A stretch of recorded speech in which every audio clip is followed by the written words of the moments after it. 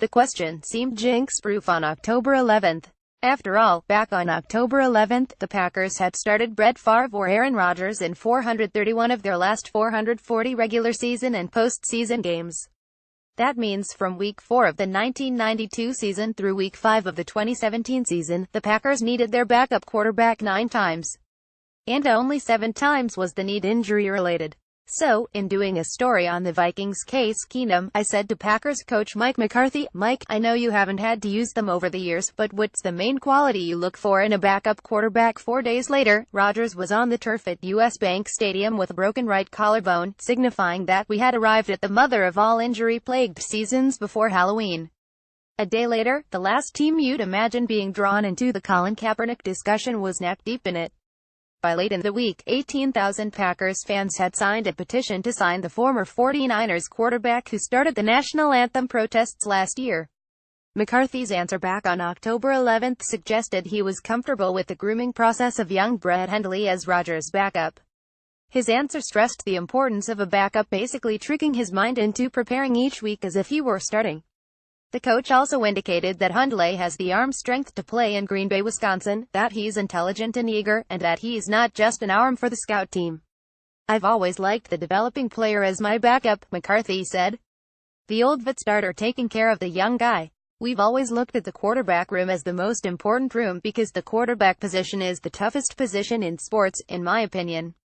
It's important for the guys to emulate the starters, especially with Aaron Rodgers. The thing I can't say enough about is the amount of time he spends helping our young guys."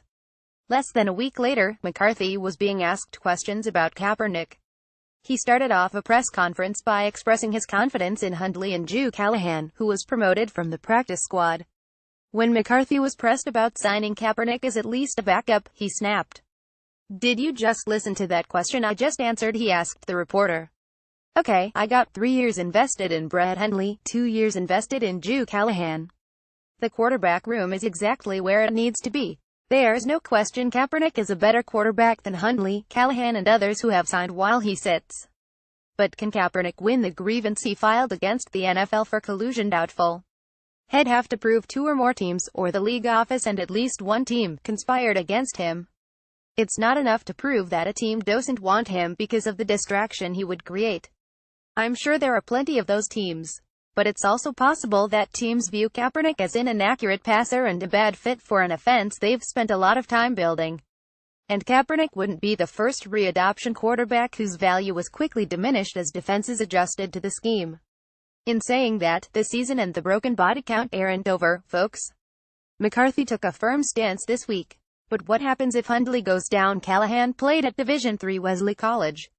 He was undrafted in 2016. He's never played an NFL snap in his life. Would the Packers rethink Kaepernick if Hundley goes down on Sunday at Lambeau Field? They'd almost have to consider him, even with the added baggage of a lawsuit against the league. Even more desperate times would call for McCarthy to wing it with an outside-the-box option. Of course, what are the chances of the Packers now losing 2 starting quarterbacks in 2 weeks? About as long as losing Rodgers was a week ago. Mark Craig is an NFL and Vikings insider. Twitter @MarkCraneFL. Email mccraig@startribune.com.